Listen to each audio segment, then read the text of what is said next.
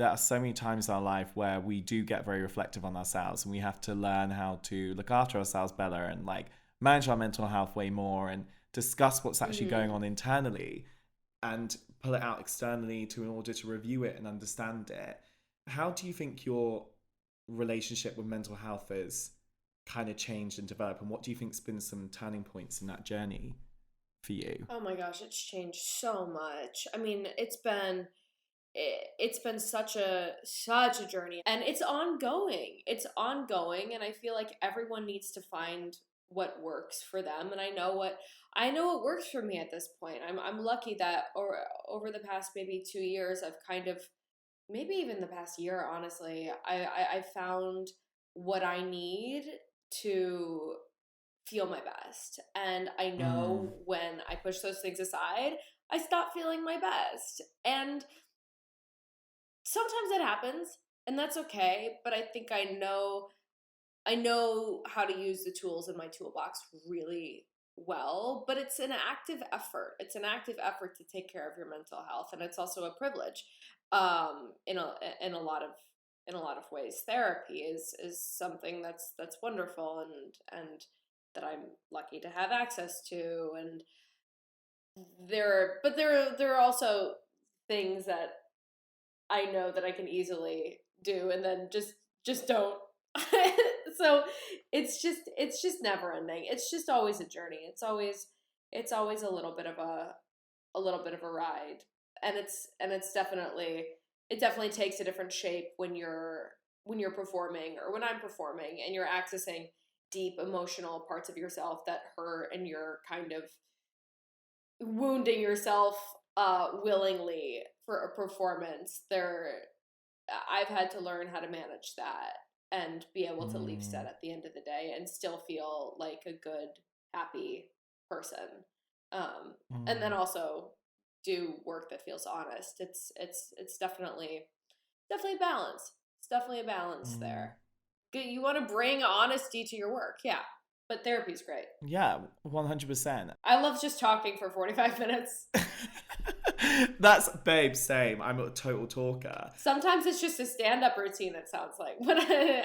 Sometimes I feel like I'm just doing stand-up.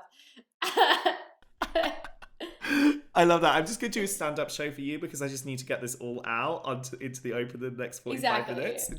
Just take a seat. Let me set the lights. Yeah. I've learned the script. It's all coming from within. It's a monologue situation. Absolutely. This is my telehealth stand-up routine. And scene. Spotlights. Done. And scene. Yeah. What do you think talking about mental health and also going to therapy has really helped you deal with or process or learn to cope with the most? Yeah, I mean, I think that I've had a very unconventional upbringing, and being a 22-year-old woman in the world is complicated as is, and being in my industry and sort of making sense of my life has been sort of a constant journey.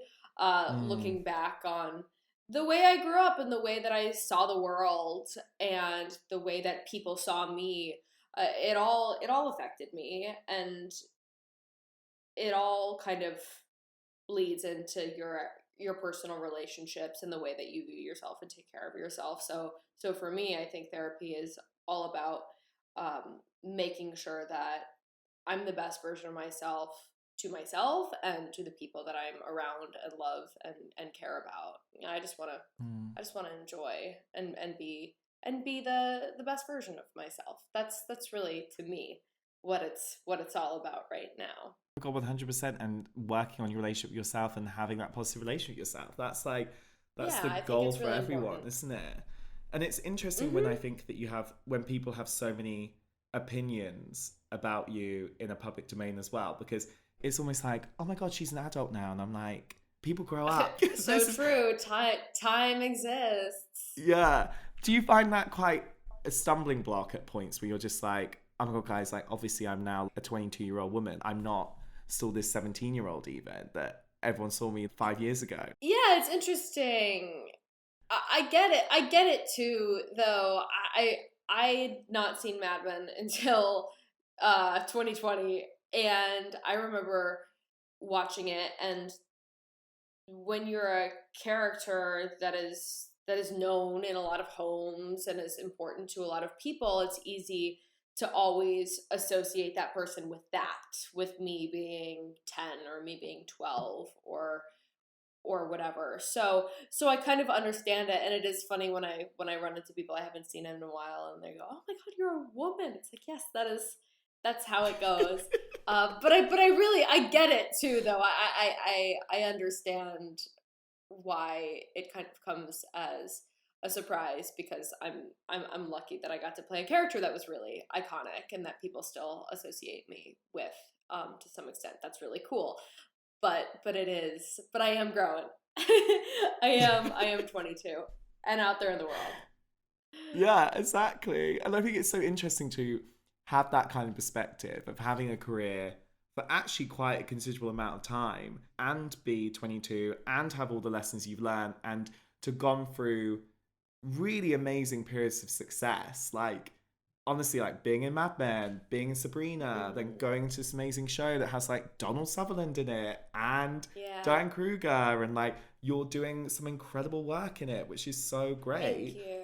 For you, Thank you. like, how is your relationship with this idea and concept of success versus failure changed, would you say? It's so interesting because uh, the thing about starting on a show like Mad Men was that I had a job for 8 years, 10 years, some of that. And I did not have to face the amount of rejection that you end up having to face as an actor, because I was Mm. just doing one thing, and I was very kind of protected from hearing no's all of the time, which from 6 to 15, that was an incredible thing for my mental health.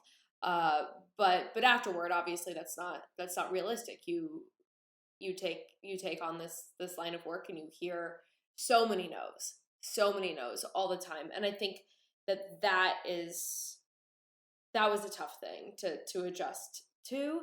And my idea of success, I don't know if I had a clear picture of what success looked like when I was younger, because I was always just so kind of in the moment of whatever I was doing, and I Mm. was really happy with whatever I was doing. And it's easy to get antsy, and it's easy to kind of want to look for the next thing.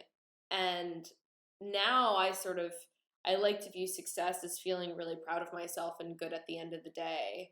I think that success is definitely within the journey, and obviously I have goals, and I have dreams, and things I want to create, and so much I still want to do.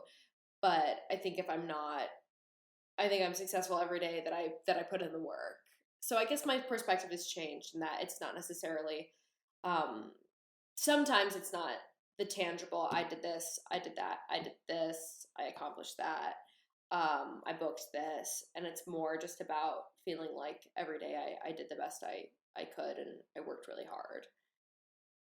That is actually the That to me feels secret. like that feels like success. Yes, I think. that is I think. success. Because also, if you're constantly looking for Hmm. these external sources of validation to define your success, you are always going to struggle, right? Yeah, and that's just going to be one moment, and then that's going to pass, and then you're going to come back. I think I don't, for me, I'm trying to learn how to be happy with myself, and love myself and love my life every single day, and not wait for a moment to define my happiness.